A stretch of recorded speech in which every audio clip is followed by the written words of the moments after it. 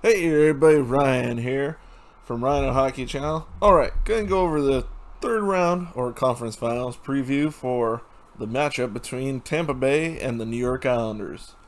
Just a heads up, if you hear my fan in the background, it is hot as Hades where I live, so I have two fans going in this room right now. So sorry if you hear a buzzing sound from that. And other than that, also, this video is going to be a bit shorter than the other ones because there's no head-to-head matchup between these two this year, so these videos will be quicker for this one and the Vegas-Montreal video and whatever the Stanley Cup Finals will look like, because I was completely wrong on both of them in my initial predictions. Terrible. Alright, here we go with the third round preview for New York Islanders versus the Tampa Bay Lightning. If you haven't done so already, please hit that subscribe button. Hit that notification bell so you'll be notified when a new video drops if you do that. And also, hit that like button. Alright, let's get started. Alright, this year, top scorers has not changed from any of the previous videos because it's regular season stats. So, if you want to check those out, hit pause now or go check out the first round because that's when I went more in depth into it. Alright. Here's the top scorers for the playoffs so far for these two teams. And you can definitely see a scoring advantage for one side over the other. Alright, Tampa is led by Nikita Kucherov. Oh, the $9.5 million guy who was hurt all season is the top scorer. Oh, you know what? Hey, he's playing great. Doesn't change anything. 18 points for Nikita Kucherov, 5 goals, 13 assists. Steven Stamkos, 5 goals, 8 assists for 13 points. Braden Point, 8 goals, 4 assists for 12 points, if I could talk, sorry. And Alex Killorn, kind of surprised how good he's done. 12 points, 6 goals, and 6 assists. Had a great playoff so far, Killorn has, for a guy they were thinking about trading last year. Victor Hedman has 11 assists and no goals. Alright, so the Islanders are led by Jean-Gabriel Pageau. Not the one I would have expected, but still is having a great playoff. 13 points, 3 goals, and 10 assists. Probably need him to do a little bit more on the goal scoring in this series, I'd imagine. Josh Bailey, 5 goals, 6 assists for 11 points. Anthony Beauvillier has 4 goals and 7 assists for 11 points. Brock Nelson, 6 goals, 4 assists for 10 points. And Kyle Palmieri and Matthew Barzal had 9 points each. Both of them really kind of came alive in that Boston series. Palmieri had a few points in the first round, and Barzal, I think, had 3 assists in the first round. And Barzal, I believe, now has three or 4 goals. So he came alive in that Boston series.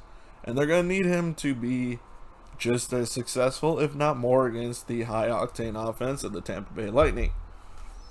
And both teams are going to need their defenders to be amazingly good, especially the Islanders, because the goaltending matchup definitely favors Tampa Bay. Alright, goaltending-wise, like I was saying, these are the stats for the regular season. So if you want to check these out, check out the first round videos for these teams and their matchups for more in-depth talking about it. Otherwise, hit pause. Alright, I'm moving on now. Alright, in the playoffs thus far, for Tampa Bay, surprise, surprise, Vasilevsky's their number 1 goalie. After having a so-so first round, was much, much better in that second round.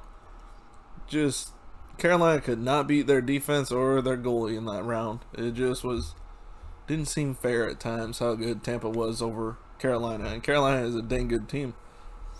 But Vasilevsky, 8-3 is his record. Only 1 loss in the last round. 2.24 goals against average and a .934 save percentage. So, great numbers again. Shocker from the best goalie in the world. Alright, Sorokin played, I believe, only 1 game in that last round. And it was a loss. A pretty heavy loss, if I remember right. But still has good numbers. 4-1, 2.32 goals against average, and .934. I keep doing that. Save percentage. So, his numbers are not far off from Vasilevsky's numbers, but he is a rookie. So, that's probably why they're sticking with Varlamov a little bit more, especially last round, because he was very good last round. Varlamov was 0-2 in the first round, his record. Now he's 4-3. So 4 wins in 5 games last round. He looked spectacular against Boston for the most part. 2.62 goals against average with 925 save percentage. So, good numbers. And we'll see who they go with, and they might switch. If one seems to falter, they'll switch to the other. Seems to be what Barry Trotz is doing there. Injury-wise, for the Islanders, Oliver Wahlstrom is still day-to-day with an undisclosed injury. They say he's close, but according to Barry Trotz, their coach, he's probably not going to play him right away if he plays him at all when he's healthy. Because the games they played with him, they were spectacular. I think they need his offense, but we'll see. But he said he may not play even when he's healthy because they're playing so well. So we'll see what happens.